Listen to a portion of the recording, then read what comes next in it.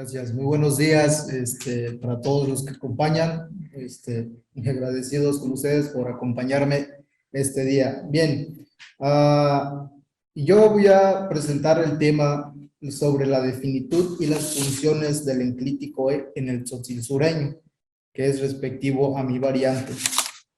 De manera introductoria, esta tesis es una descripción, eso debo de resaltarlo, es una descripción de la forma de expresar la definitud en esta variante en específico. Voy a explorar cuáles son las diferencias semánticas que presenta cada patrón de marcación, pero en particular voy a explorar el comportamiento del enclítico E final como marcador de la definitud.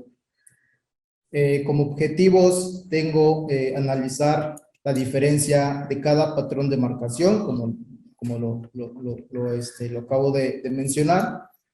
Explorar si existe un reacomodo en cuanto a la carga funcional de estos marcadores de la definitud con respecto a otras variantes del tzotzil, en particular con la de la variante sinacanteca. Otro de los objetivos es mostrar que el enclítico final E ha adquirido una mayor carga funcional en términos de definitud. Es un exponente por sí mismo sobre la definitud. También explorar si el enclítico sigue condiciones sintácticas para su posición a fin de frase entonativa. Bien, este trabajo básicamente como ya lo había mencionado, es un estudio descriptivo sobre la marcación gramatical de la definitud, siguiendo el marco descriptivo y tipológico de Schwartz, Lyons y Hawkins. Se siguen sobre todo los 4 contextos propuestos por Hawkins: la anáfora simple, la anáfora asociativa, la situación inmediata y la situación amplia. Metodológicamente estudio un corpus de aproximadamente 10 horas con 40 minutos. También hago tareas de elicitación, la aplicación de un cuestionario para ver sobre el tipo de marcación de las frases nominales definidas.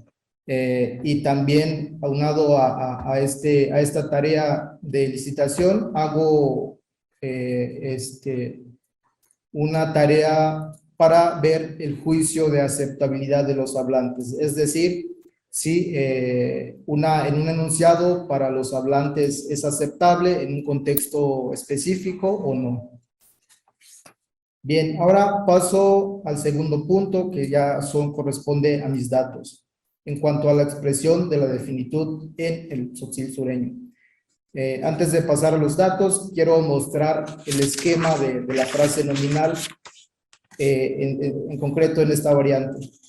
Vemos ahí al núcleo nominal representado con la letra N mayúscula, y previo al núcleo nominal podemos tener en primer lugar un determinante. Como segundo lugar podemos tener un numeral con su clasificador nominal, un adjetivo, y justo después del núcleo nominal podemos tener expansiones. Por ejemplo, una frase nominal poseedora o una cláusula relativa. Y también en ese mismo contexto podemos tener también a los demostrativos, es decir, podemos tener suposición prenominal y postnominal. Y al final de la frase, pues, el enclítico E va a estar presente. Bien, en el tzotzil sureño existen 3 patrones, 3 formas de marcar la definitud, y lo represento en la tabla 1. A primera vista, podemos suponer que estos patrones de marcación o estas formas de marcación pueden sustituirse en sí mismas, es decir, pueden emplearse como sinónimos, pero realmente semánticamente muestran diferentes comportamientos. Y esto lo ilustro en la tabla 2.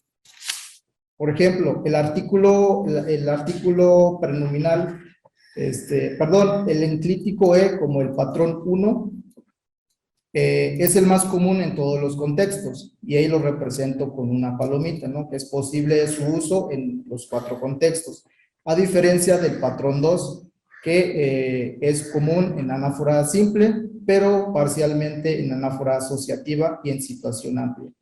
Y sobre todo presenta un rasgo en cuanto al contexto de situación inmediata, en un contraste visible, no visible, perdón.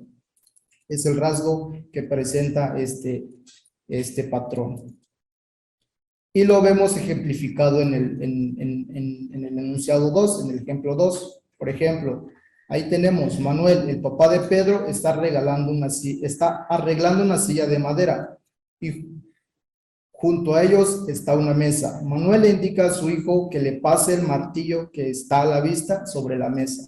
Entonces, lo adecuado en ese contexto es emplear la frase nominal sin el artículo prenominal E, ¿no? Entonces, ¿por qué está a la vista? Entonces, este artículo prenominal no es el adecuado aquí, ¿no? ¿Dónde es adecuado? Es en el ejemplo siguiente, ocupando el mismo contexto anterior, pero ahora suponiendo que el martillo se encuentra cubierto por algún otro objeto, en este caso un trapo, por ejemplo, y ahí sí es adecuado emplear la frase nominal con el artículo prenominal E. El tercer patrón, por su lado, presenta otro rasgo muy particular. Requiere un antecedente idéntico y una distancia lejana después de su última mención. Esto se ve ilustrado en el ejemplo siguiente. Por ejemplo, en 4, se introduce por primera vez en el discurso el referente Cachena, vieja iglesia, en el minuto 9:53. Posteriormente, en el minuto 12, se vuelve a mencionar ese mismo referente, pero ahora con una descripción definida, como el ejemplo 5. Es importante mencionar que en este lapso de tiempo, aproximadamente, en ese lapso de tiempo, el hablante emitió 54 enunciados más. Entonces es significativa esta distancia entre una mención y otra, ¿no? Entonces, este uso del artículo prenominal T es lo que yo llamo una reactivación. Es la función que hace este artículo prenominal. Y, por supuesto, este artículo muestra incompatibilidad cuando el antecedente está inmediato, ¿no? O sea, está cercano. Y esto lo ilustro en el ejemplo 6. Es adecuado emplear el artículo T inmediatamente después de la introducción del referente. Por ejemplo,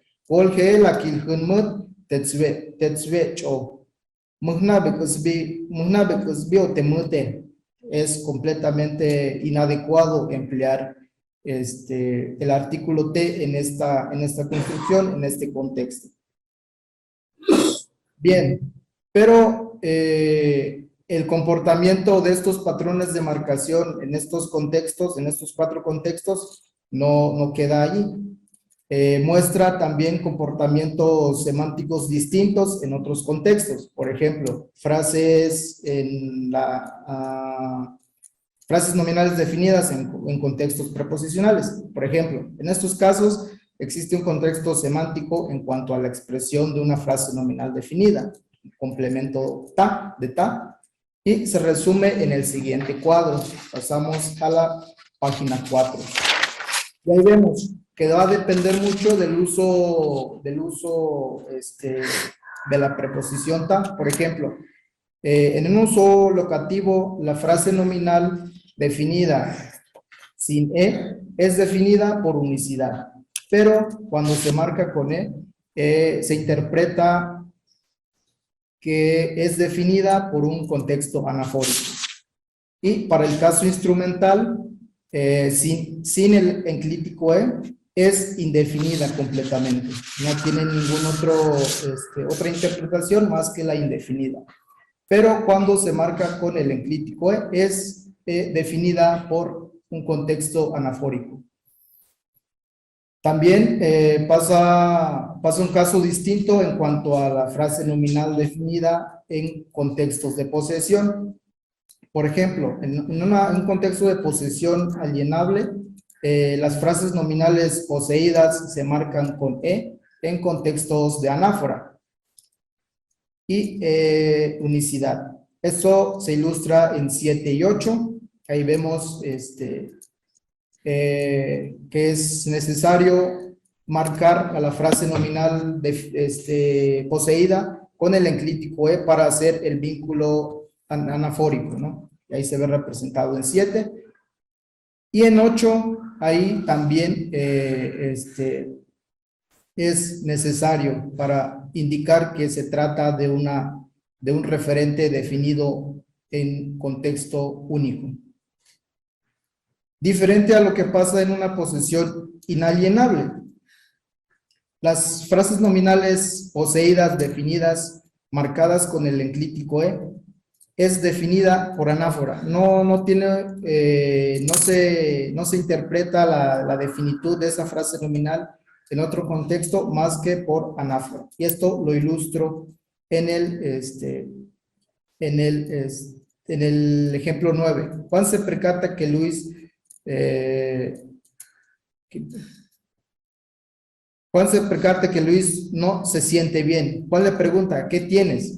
Malkush Hall. Entonces, y ahí vemos la marca del enclítico E al final.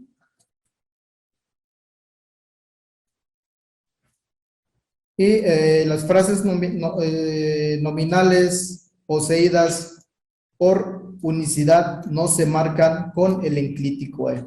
Entonces, pues es el ejemplo 9, perdón, ahí hay un detalle. Es un detalle de organización del ejemplo, pero en resumen, las frases nominales poseídas con E indica que es definida por contexto anafórico, pero en contextos únicos no se marcan con E. Bueno, en síntesis, estas marcas de definitud en el tzotzil sureño funcionan de manera compleja. Ya vimos que no en todos los contextos su función es constante, ¿no? Es neutra, ¿no? Entonces va variando de contexto. Entonces, en resumen, las marcas definidas se resumen de la siguiente manera. Para frases nominales definidas por anáforas, tenemos ahí los patrones E nominal enclítico y T nominal enclítico. Para las frases nominales definidas por unicidad, es nominal E para referentes visibles y artículo prenominal E, nominal enclítico para referentes no visibles. Bien, ahora paso a describir la situación sintáctica que presenta este enclítico E. Bueno, lo que sabemos hasta ahora del enclítico E es que puede estar separada de su frase de origen, es decir, que puede haber discontinuidad con su frase o licenciante, ¿no? Y se coloca, su posición siempre va a ser al final de la frase entonativa. Según Eisen, para la variante del tzotzil sinacanteco, el enclítico no impone restricciones para seleccionar su anfitrión, pues puede adjuntarse según los datos a cualquier categoría léxica que aparece en la posición apropiada al fin en el borde derecho, ¿no? Pero lo que ocurre en el tzotzil sureño es completamente diferente. Y lo vemos ahí en el ejemplo 11. Partí la naranja con un cuchillo. Ahí el enclítico que licencia el artículo prenominal T no puede estar expresado al final de la frase entonativa. aunque de cierta manera sí puede haber un enclítico final, pero no se entiende vinculado a la frase nominal definida con artículo prenominal, sino únicamente su asociación es con la frase nominal indefinida cuantificada. Y lo ilustro en el ejemplo 12. La jove la arancha, su traducción es partí la naranja con uno de los cuchillos. No podemos tener una lectura como de partir la naranja con un cuchillo, porque la asociación del enclítico es solo con la frase nominal indefinida cuantificada. Este fenómeno ocurre con cualquier cuantificador indefinido. Pero esta obstrucción del enclítico puede anularse si colocamos un adverbio después de la frase nominal cuantificada. Por ejemplo, hay un adverbio volge, por ejemplo, ahí en el ejemplo 13, la naranja un cuchillo volge, partí la naranja con un cuchillo ayer, es la interpretación.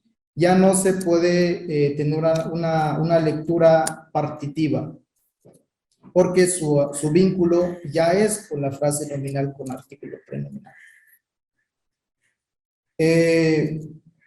Pasando a otros efectos de este enclítico es el de la presuposición, encontrado en los datos, que también puede funcionar como un marcador de la presuposición. Sabemos que el enclítico E puede ser disparado por ciertos adverbios. Cuando el enclítico es licenciado por un adverbio del tipo 1, presenta un efecto semántico de presuposición.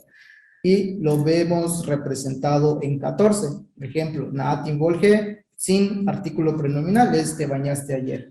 Pero si colocamos el enclítico final, su lectura cambia a, finalmente, si te bañaste ayer. Entonces, en 14A, todo el enunciado corresponde a una información nueva, pero en 14B, este evento se entiende como presupuesto. El enclítico, entonces, tiene efectos sobre todo el enunciado, no únicamente en un constituyente específico, sino todo el enunciado completo.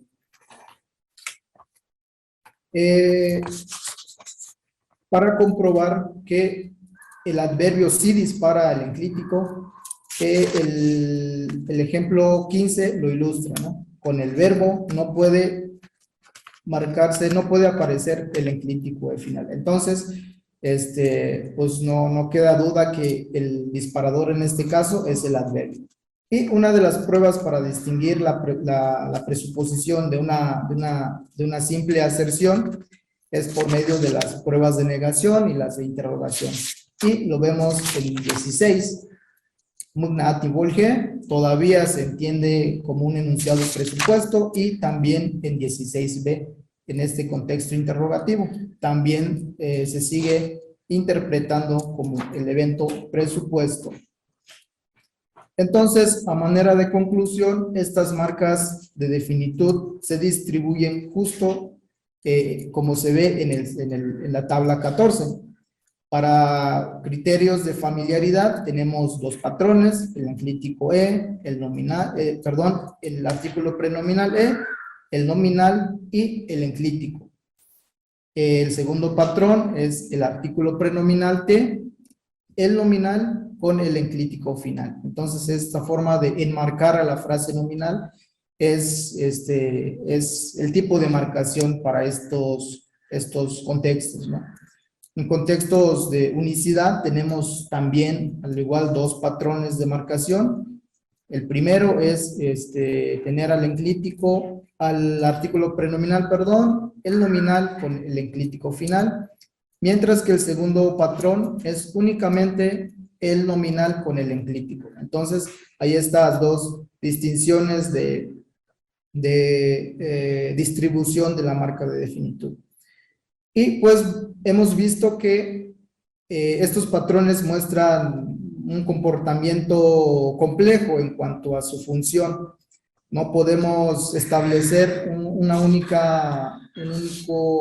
carácter semántico de estos patrones como para generalizar, porque en muchos contextos va variando su semántica, ¿no?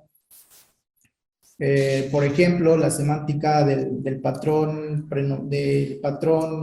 artículo prenominal, nominal no es igual en ambos casos, tanto en familiaridad como en unicidad.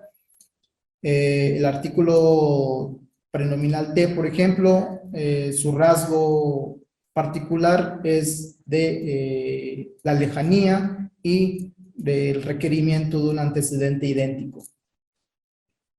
Y entonces concluyo que en el tzotzil sureño, este enclítico que en muchas ocasiones se ha tomado como un elemento redundante, sin función, sin ninguna contribución en cuanto a semántica, pues vemos aquí en esta variante que no es el caso. Aquí muestra tener una carga semántica pesada, digámoslo en ese sentido, a comparación en otras variantes, por ejemplo el de Tznacantá, ¿no?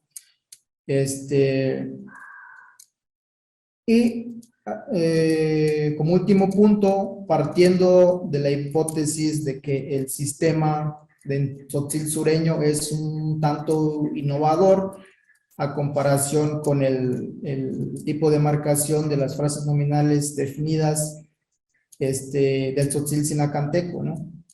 Aquí se muestra un reacomodo total en cuanto a la carga funcional de estos patrones de marcación de las frases nominales definidas, en el sentido de que si fijamos la atención en el enclítico pues basta por sí mismo para tomarlo como un morfema claro, bien establecido para la definitud.